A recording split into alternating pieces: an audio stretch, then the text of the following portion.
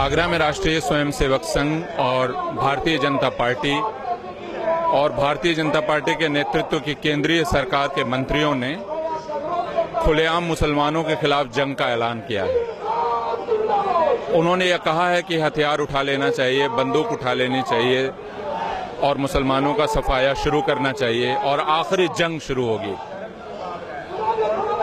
यह बात सिर्फ चिंताजनक है ऐसा नहीं कहा जा सकता, यह बहुत खतरनाक है, क्योंकि इसका मतलब यह है कि अब भारत की सरकार का एक मंत्री भारत में सिविल जंग या सिविल वॉर का ऐलान कर रहा है। वह इसके नतीजों से परिचित है कि नहीं मैं नहीं जानता, लेकिन इसके नतीजे बहुत भयानक हो सकते हैं। दूसरे, आगरा में हत्या की एक घटना हुई जो कि भारतवर्ष में बहुत जगह होती है। हत्या एक हिंदू की हुई और अभियुक्त मुसलमान हैं। अभियुक्तों को पकड़ लिया गया है, वे जेल में हैं और कानूनी कार्रवाई चल रही है।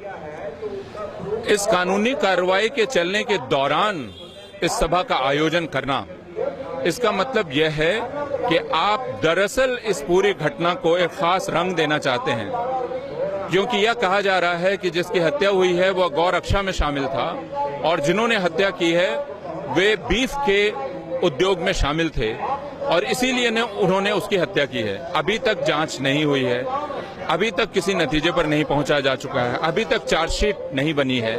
इसके पहले ही यह बात भारत के संविधान की शपथ लेकर मंत्री बना हुआ व्यक्ति और उसके सामने सभा में कह दी जाती है।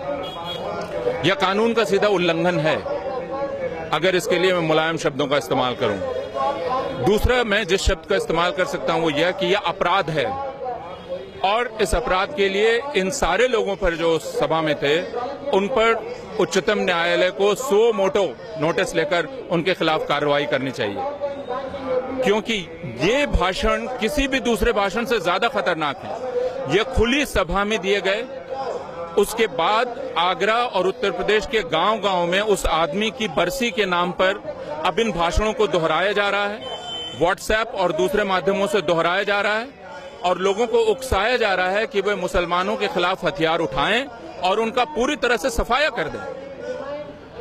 यह भारत के संविधान के पर सीधा हमला है और अगर देशद्रोह की धारा कहीं लगनी है तो यहां लगनी चाहिए। तो भारत की पूरी सरकार हैदराबाद केंद्रीय विश्वविद्यालय के दलित छात्रों पर और जवाहरलाल नेहरू विश्वविद्यालय के छात्रों पर तो हमला करती है और वहां सीना ठोंक रही है कि उसने देशद्रोहियों को पकड़ लिया है, लेकिन देशद्रोही खुद सरकार में बैठे हुए हैं जो भारत को खंड खंड करने का ऐलान कर रहे हैं। वे भारत की एक आबादी को नेस्तनाबूद करने का ऐलान कर रहे हैं।